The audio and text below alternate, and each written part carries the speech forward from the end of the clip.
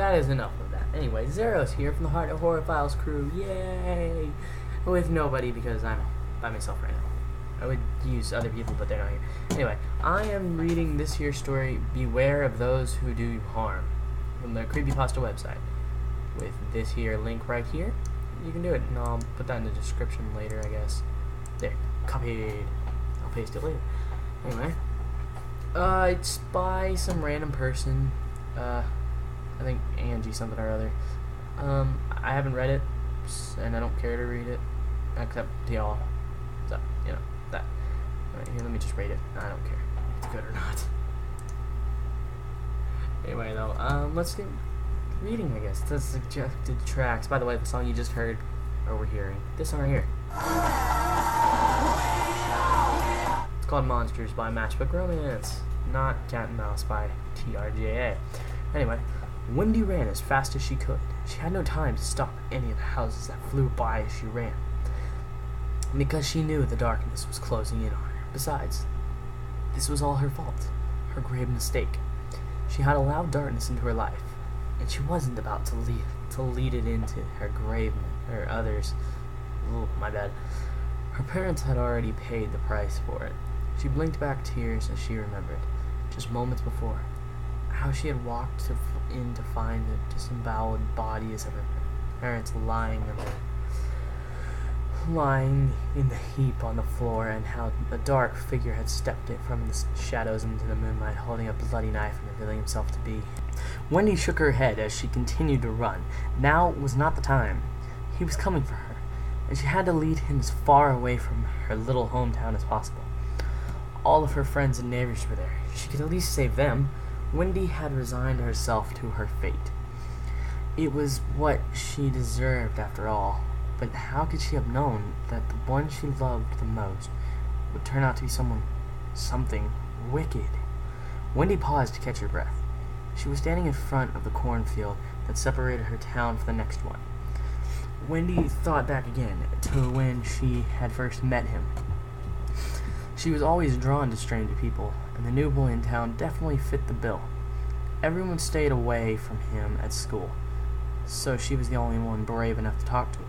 It wasn't long before she had fallen hard, and despite everyone, including her best friend Abby, warning her that he was very dangerous, or dangerous, whatever the hell it says, they began dating. Looking back on it now, it seems like she had cared about him more than he cared about her. It was like he was void of any emotions, but Wendy didn't have long to reminisce. A whizzing sound interrupted her thoughts, and before she could turn around, she felt a sharp pain in her leg. "Ah!" she moaned as she fell to the ground. Upon examining her leg, she discovered a small pocket knife protruding from it. Looking up, she could just make out the silhouette in the distance. His silhouette in the distance. He always did have impeccable aim.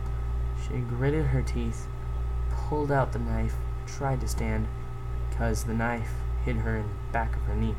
She knew that running would now be difficult. She also knew that he knew that as well. I lost where I was. My bad. Crap. I had to leave for a second. The silhouette was getting closer. Wendy forced herself to stand, ignoring the pain, and limped into the cornfields.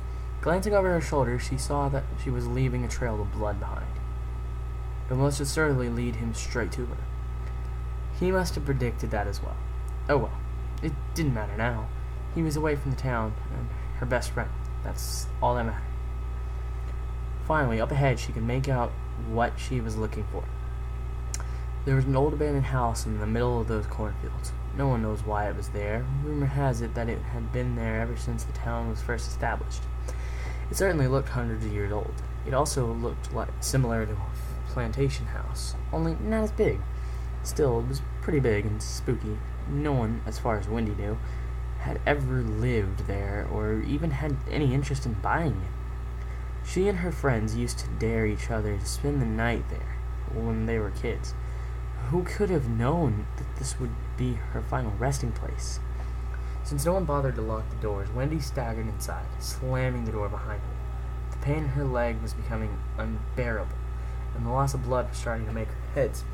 Wendy collapsed against a wall in the living room and glanced around the empty house. As she waited for him to come in, she wondered what should do.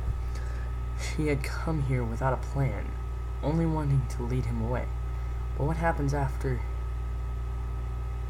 Okay. How could she be sure that wouldn't simply go back? No, she wouldn't let that happen.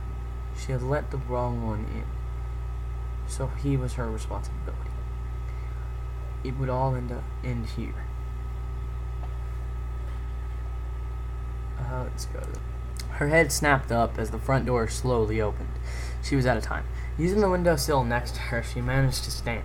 The silhouette entered and, after locating her, calmly walked in. Wendy pressed her back against the wall and held her breath as he inched closer and closer.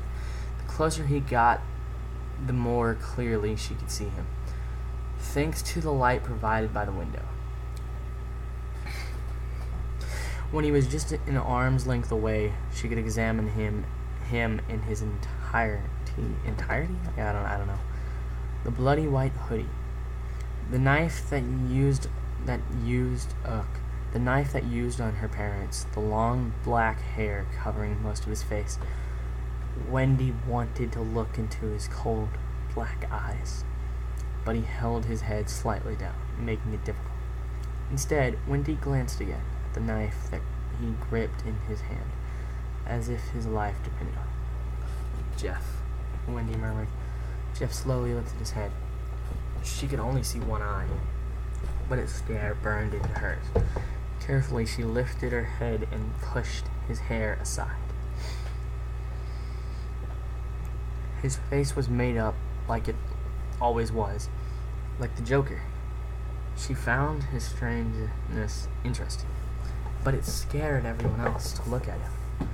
A demented clown is what their schoolmates had called him behind his back. "Jeff," she said again, "why are you doing this?" Tears rolled down her cheeks as memories of their short time together flashed through her mind. "I don't understand. What did I do wrong?" she went on. I loved you, Jeff. I thought you felt the same way." Jeff said nothing. He simply took a step back and raised the knife, preparing to strike. Wendy nodded, realizing that she might never know. "All right, Jeff, if this is what you want, just one more kiss before I go." Before Jeff could respond, she wrapped her arms around his neck and leaned him down for a kiss. His lips were soft, like they had always been. But this kiss was different. He didn't return it. He merely stood there as she embraced him. Wendy dropped one of her arms to discreetly dig into her pocket. She gripped the pocket knife that he had thrown at her earlier. Sorry for the frickin' thing, an idiot, but did not pull it out. Up until a few moments ago, she wasn't sure if she could even use it on him. Now, she was definitely sure that she could, no matter what he had done. I'd use it, I don't care what he did. Wendy let go of him and leaned back against the wall. Wendy studied his face, which was now dumbfounded, and his breathing quickened. She couldn't understand why, but it didn't matter. "Goodbye, Jeff." Wendy closed her eyes and waited, and waited, and waited. After what seemed like forever, she slowly opened her eyes. He was gone. Without a word, without a sound. The front door was opened wider than it had been before, so she was truly alone. Instead of leaving right away, she sank to the floor and wept. Credit to Angel Rocket. Okay, anyway. First entry of the 5-part Beware of Those Who Would Do You Harm series. So, that's it for this one. I'll be back in a little while for the second part. In a little while, meaning probably longer than a little while. But, you know what? Who cares the length?